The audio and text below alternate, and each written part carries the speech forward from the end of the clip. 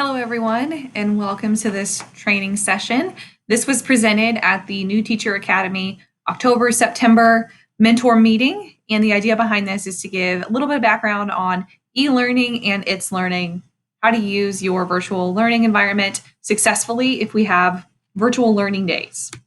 So our goals for today will include identifying 3 or more itslearning tools that you can use to expand UDL implementation in your virtual learning environment so your virtual learning environment is accessible and universally designed for your students if we have a virtual learning day and supports options for them. And then plan ways that you can use itslearning tools in upcoming lessons so you're more prepared for e-learning days. So before we get too far into things, I'd like to kind of give you a question to think about first. And I want you to think and consider how you are currently using itslearning.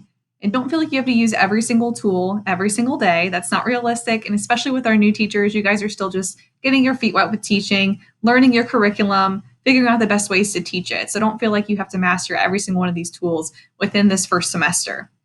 I want you to think about how you're using it. Consider what questions you might have about itslearning or e-learning days at this point in time, and then keep them in mind throughout this session. And if you have any questions that I didn't quite get to, please feel free to send me an email. I have my contact information at the end of the session, so you can ask me. All right, so a couple of resources to help you out. You don't have to use these, but they're here as an option. This first one that I have linked and on the left side of the screen, that screenshot there, it is an itslearning kind of cheat sheet. It tells you what all of these different itslearning tools are and how you can use them and how they align with the UDL guidelines, so that if you're looking to make sure that your virtual learning environment, like your physical classroom, gives students options in all of these different areas, these are tools that you can leverage to do that. And the other one is just a note sheet, so you can make some plans, organize your thoughts, whether you print it and write out or it's on digital format. So e-learning days right now, maybe the idea of that and that term might make you a little bit nervous, and that's perfectly okay. This is uncharted territory for most of you, as you are new teachers and you weren't here in the spring when we had weeks of e-learning days. Hopefully by the end of the session today, maybe it'll ease some of this nerves, give you some more clarity on what you can do and some simple things that you can implement right now so you're more prepared if we find ourselves in that situation.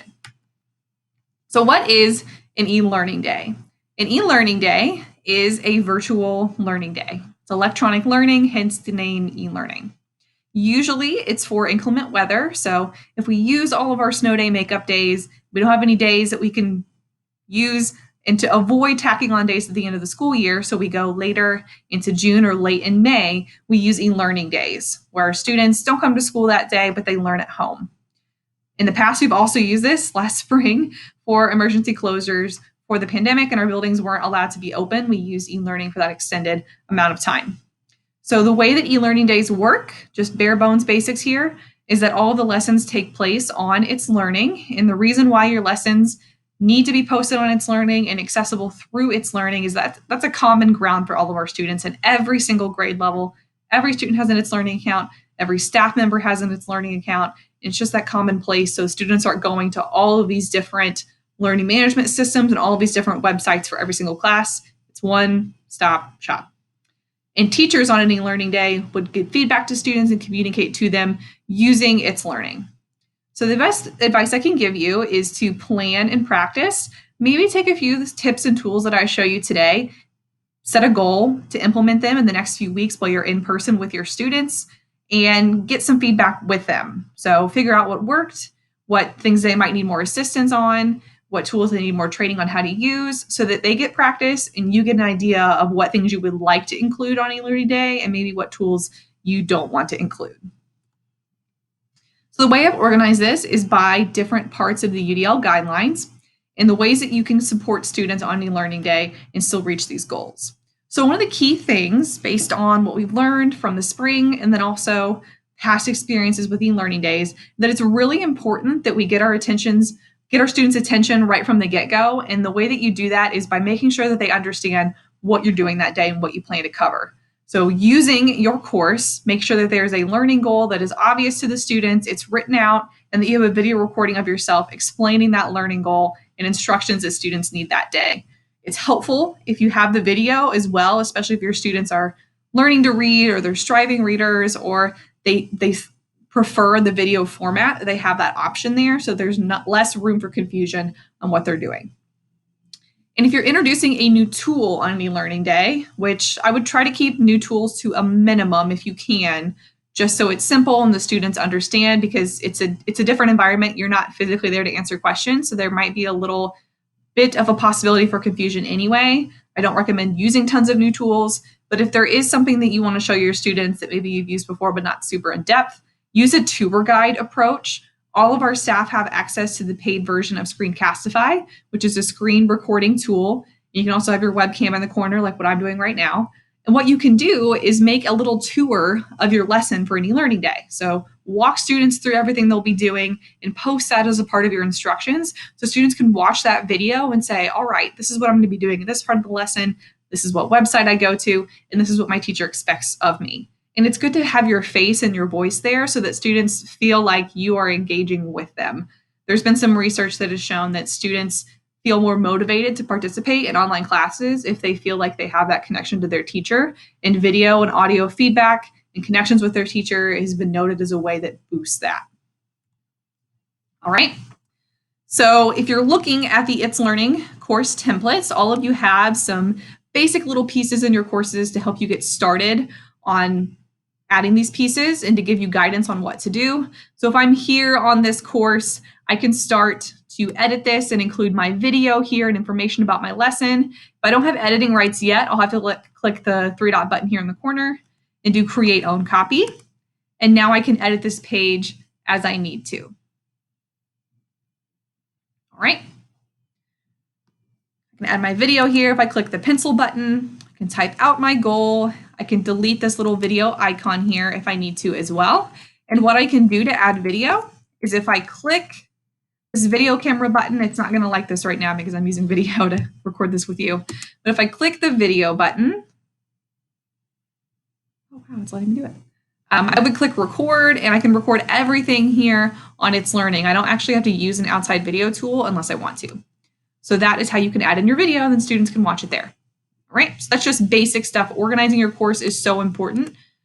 You can build the most amazing e-learning lesson, but if students don't get there, then it doesn't really matter, right? So you need to make it clear to students, this is what we're expecting, this is what we're doing for the day, and make it streamlined for them. Other helpful things here is providing your students options to collaborate and connect with you and other students. This can be easily accomplished if you're doing a synchronous option where maybe you want students to check into a video conference. So you can have a Google Hangout, Google Meet, have students jump on that video conference and maybe you're guiding them through some direct instruction. You can do one in the morning and then one in the afternoon so that students who are early risers have an option, and maybe some of our students who are sleeping in a little bit later have that option as well. The key thing here is that you give options and flexibility. You don't have to have a little smorgasbord of options, but if you're going to use collaboration and methods for students to connect with you, use the video hangout as an option and then provide one that's asynchronous. So it's not in sync, doesn't have to be live in real time, so that students still have another way to connect with you. So that can be using the messaging feature on It's Learning. It can be a discussion board on It's Learning, comments on assignments, or also using a tool like Flipgrid, which is a third-party tool where it's video recordings and students can respond to each other there and respond to you.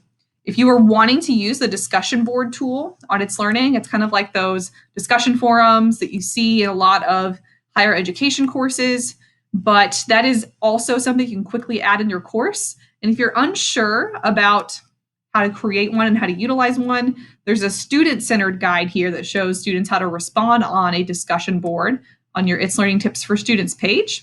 So that's a helpful resource to consult. But if you want to set one up as the teacher, you'll click Add and then Show All. And it's under the Activities section here, and it's Discussion.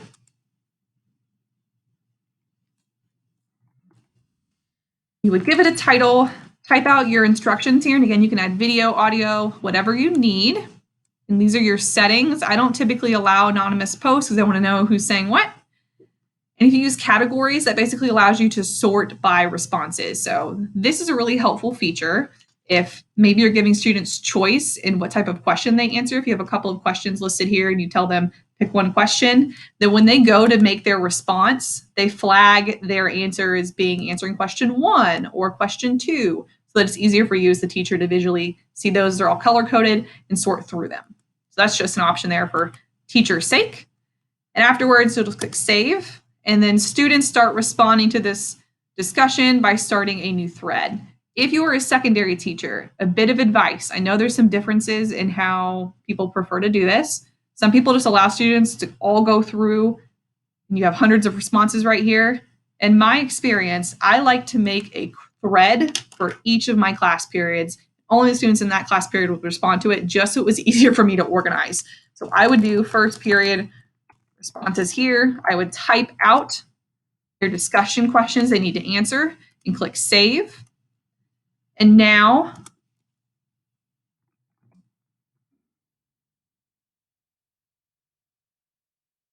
what my students do is when they need to go answer this, they see my questions and they respond from there rather than having hundreds of students to sort through here. It's just a little bit easier to sort through responses when it's in that thread, but that's just personal preference. I know other people like to do that in different ways. So that is the discussion tool, and just another helpful one to leverage on e-learning day, so you still have that communication and that classroom community sense built in. Another key thing here in terms of engagement is just making sure that you give students ways to regulate themselves and stay on task and reflect on what they're doing. It's a lot easier said than done to do this in person when you're there and you can see if the student's struggling or if they're having a hard time managing their resources. A little bit trickier online. So if you give students some of those self-help resources where they can kind of do this a little bit themselves, it really goes a long way. So you can have students use those student itslearning guides that I just showed you a few minutes ago in your course. It shows them how to answer assignments, do discussion boards, attach files, direct them there so they have options. And those are in English and in Spanish to support our ELL students if they need those options as well, and their families. Build in some checklists and forms for students as well to reflect. So there's an example that I have linked here where students reflect on what they did that day. They answer some things that they struggled with and just some fun questions to give feedback to the teacher. And then if you wanted to build in some brain breaks so students have some time off of their screen, those are also really helpful. There's a whole slew of examples here from these two wonderful ladies on how you can incorporate those on an e-learning day. So now we're going to move forward into looking at ways that you can support communicating information to your students in multiple modalities. So representing it to students in different ways. How will they understand the content and what options am I giving them in terms of learning resources? So a way you can do this really easily, and I kind of showed you this tool already, is with the rich text editor. This is one of the most helpful features within itslearning, and it's virtually everywhere across the platform. So what you can do with the rich text editor, like the name implies, is that there's lots of rich options here to add content rather than just text. You have the ability to link, to add and embed resources like videos, presentations, documents, add pictures, record audio and upload it, record video and upload it, and even just embed other pieces. So I showed you that already when I was showing you how to add a video into a content block. It's everywhere. It's on pages on itslearning. It's in the assignment tool. It's in the discussion board tool I just showed you a few minutes ago. It is all over itslearning, and with good reason, because it really gives our students all of those options for expression. So they can listen to the information, they can read it, they can see a video, you can add pictures if you need to. So if I wanted to add that to my course homepage again, it's just this little pencil button, and I have all of these options here. And on the slide, I have linked a guide on how to use every single one of those features on the rich text editor, from embedding content to much more. Right?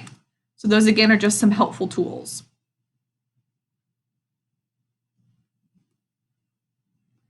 And a closer screenshot there if you want to use those. Other options that are here, the assignment tool is another great way to communicate some of those different options to students. Again, if you wanted to use the rich text editor, you can do that on the assignment tool. You can really build your whole lesson on e-learning day in the assignment tool if you really think about it. All of your instructions and resources can be there. Maybe you just link that to a page and you're good to go. You can add Google resources to an assignment as well. Maybe those are references. I know that when I was in the classroom, sometimes my students would do vocab activities and I wanted to give them just a little access or review over some of the content that I had presented to them. So you can add your slideshow presentation here and set it to where students can view so that they don't have editing access to it, but they still have that as a reference point as well. And that really helps provide options for comprehension. And if you wanted to dive into a different type of itslearning tool, Learning Paths are another option. We have a couple of workshops coming up in the future where you can learn about that tool. I'm not going to dive into that one right now, but there are guides that I have linked here that show you how to use it in case you're curious. It's just another way of setting up your lesson and allows students to go through resources step by step by step. So it is really great for e-learning days, but it's a little bit more advanced use of itslearning.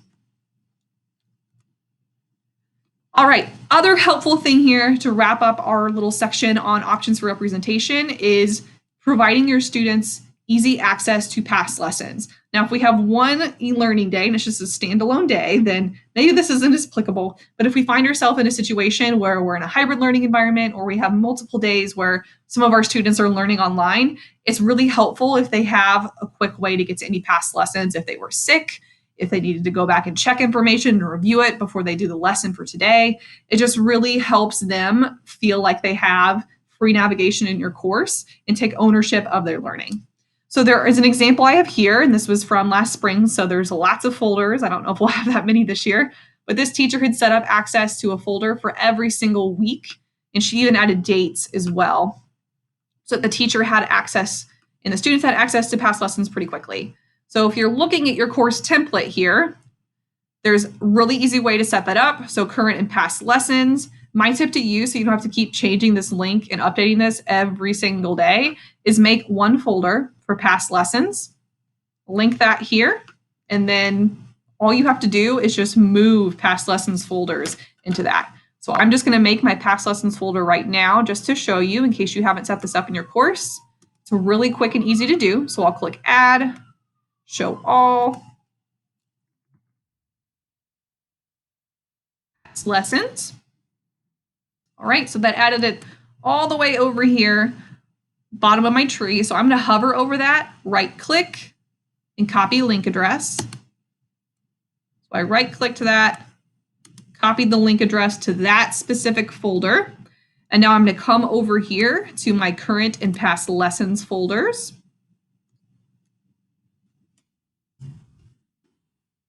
I'll type out my text, hover over this, and maybe you add more notes there instead of just repeating past lessons. And I'm going to click this link button, or you could use the tree link button. And I'm just going to paste that link address that we had copied before. And you'll know if you copied the right thing if it ends in folder ID, because it was a folder that we copied. So I'll save that and see it's linked when it turns blue. And I'll click OK. And now when students click this past lessons, they see everything there. And if I needed to organize this differently, so let's say that this bridge folder is a past lesson, instead of me having the link bridge folder over here every single day, I will just move that into the past lessons folder so that when students click on past lessons, they have access to all of those. So as you're going through each week in the school year, you can make a folder for that week, and then maybe the Monday morning of the next week, you move that folder over pretty quickly. You can also do that through resources and checklisty items, and then action, move to, and move it into the folder from there. So that is just a helpful tip, whether you are in an e-learning environment or just wanting to change and organize your course in a pretty consistent way. All right, now we're moving into the last section, which is options for action and expression. So how are students going to show their understanding, and what different ways are they being provided to do that? So again, it's really helpful here if you utilize the rich text editor as a teacher, but your students can also utilize this to show their understanding. Giving students options on an e-learning day is really helpful, namely because it's more engaging if you give them choice, but also because our students have differences in their internet speed at home. And if you give them choices, they can find an option and utilize an option that best fits some of their internet variability needs. It's really difficult for students who might have less reliable internet access to make a video because that takes up a lot of bandwidth. I'm not saying cut out all of those options, but if you give choices, then those students also have a means to participate other than a video that they might not be able to do. So the way you can do this is if you make an assignment on itslearning, students have access to all of these buttons on the rich text editor when they go to answer that assignment. They're not always super obvious to the students at first. So I'm going to show you what you might need to have them click so they see all these choices. So like I said, you can use the assignment tool for the meat of your e-learning lesson. You can post your resources there. And then to give students options, you can say, show your understanding by creating a resource and linking it, whether it's slides or a document, typing out your response. There's 2 choices there, adding a picture or recording audio and video. So you've already given students lots of choices there, all in this one tool. So if I go to itslearning, I'm going to click add. I'm going to make an assignment, and it's the first one that pops up because it is the most popular tool on itslearning. Add my assignment here.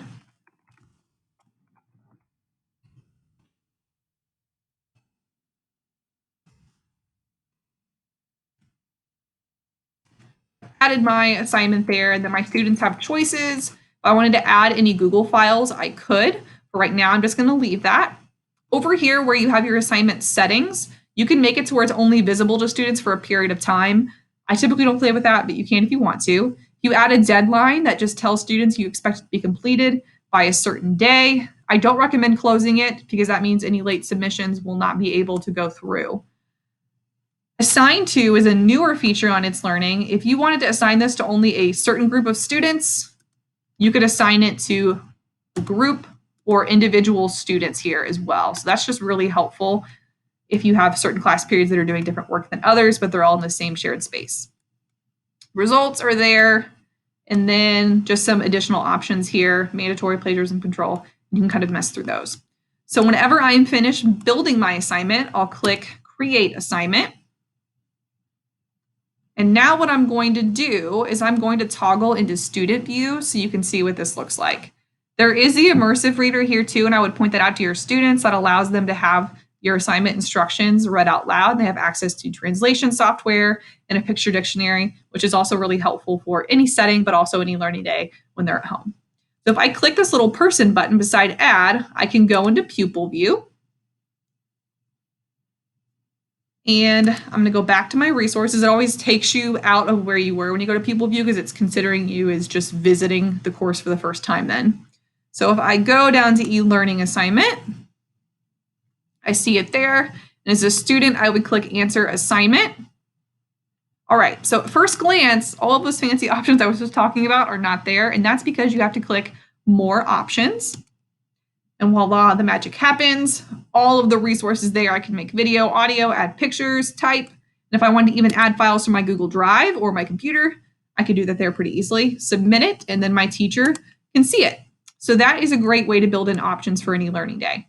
The other option with the assignment tool to help support multiple means of action and expression is to use the assignment tool, but to create a Google integrated assignment. Now, this has gotten pretty popular, and what this tool allows you to do is it's kind of an add-on to the assignment tool, and it's where the teacher can attach a Google Doc or a Google slide and then force a copy to all of the students. So the students have their own version they can edit. This version is named after the student, so you'll get no name assignments turned into you. They're all named after them. It saves the student work there so they don't have to dig through their Google Drive to find their answer. And it's also just really helpful for giving students options and quickly sharing templates and scaffolded resources and note sheets to them that maybe you want them to use to help build some skills. So the way to do that is, again, using the assignment tool. So I'm going to come back to itslearning, go out of my student view, and back to my teacher view. And I'll click the add button again, and I'll click assignment. And if you wanted to change an existing assignment too, you don't have to start from scratch like I am. You can just build and add on to the one you already have. But I would type out my instructions, my assignments there, and then add files. And I would click Google Drive. And we're going to find a Google resource here so that my students have access to it. So in this case, we'll do a note sheet for students. And I just want to make sure they have a version where I've kind of scaffolded for them how I would like them to complete the assignment and some pieces they need to include. So I find that assignment, and then by default, it's set to where students can view. I don't want them just to be able to view this. I want them to have their own version that they can edit, write on, and make their own. So you click Make a Copy for each student, and then Create Assignment. And whenever you do this, it does take a second, so I'm just going to skip out of this while that loads. And the beautiful thing about that is that your students have their own version, and like the picture I have right here, it is named after that student. So they have their own. If I'm the teacher, if a student has started the assignment, I click on their name and I can click on their Google Doc and see their answers and where they are. Is the teacher another really quick way that you can pull up your student work? If you're using that Google Integrated Assignments feature, is actually in your Google Drive, and you can watch all of your students working on it in real time. Technically, you can get to their work through itslearning. You have to click each individual name, and most of the time, we don't have time for that. So if I go to my Google Drive, technically, itslearning is creating that Google Drive document for my students. So itslearning is the owner of that file, not me and not the student. So that also means that if I have a deadline set up on my assignment, itslearning is going to shut off student editing access to that to where it's only view only. So just to give some context there. But if I go to my Google Drive, I'll click on Shared with Me, and itslearning will have shared a folder with me that is named after my itslearning assignment. And in that assignment, see, it's right here. It's the most recent one. And also search for it. And in that assignment folder, there's going to be my original template. So your original copy doesn't ever get ruined, but it's also going to show all of my student answers too. And as students, I'm not going to have any in here yet. You won't see any student answers here until a student has clicked on this file and had it made for them. So if I was logged in as one of these students right now and I click those vocab notes and I have my one made for me, it would show up here. My teacher could see me working on it and quickly just pop into my document and give feedback if they needed to. So that's just a helpful feature there.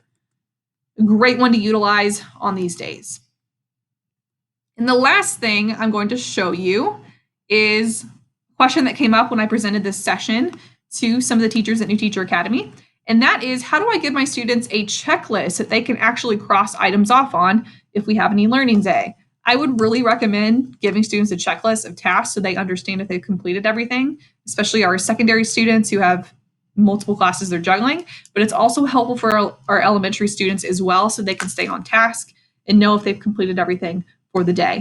The way to do that is you can actually use the itslearning assignment tool and give them a checklist by attaching it if it's a document, or giving them maybe a spreadsheet, because on a Google Sheet you can add little checkboxes, adding it here. And then when students go and they click on this, they get their own copy of that checklist made for them, and they can turn it back into you, or you can just leave it here to maybe where they don't turn it in. It's just a reference resource for them. So I would really recommend using that. I'm going to walk you through how to do that really quickly, just because it was a question that came up a couple of times in this live training when it took place a little bit ago. I'm just going to call this checklist. You don't have to call it an assignment. You don't want students to think it's something that they have to do, but if you want to make it something that they have to do, by all means, do your thing. Click File, Google Drive, and I actually already have one that I've made in Google Sheets already. And I've linked how to do this in this presentation as well if you'd rather get the SparkNotes version. So if you click Checklist, there it is. Oh, I had the wrong one. That was one that was shared with me.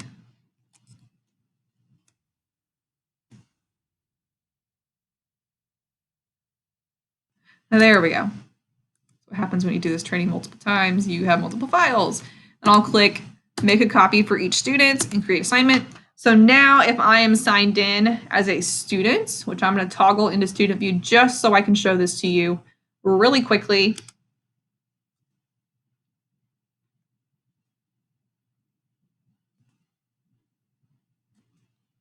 There's my checklist. I'm a student. I click Answer Assignment, but again, you don't have to call it an assignment. It's just gonna, that's the quick way to give them their own version where they can edit this.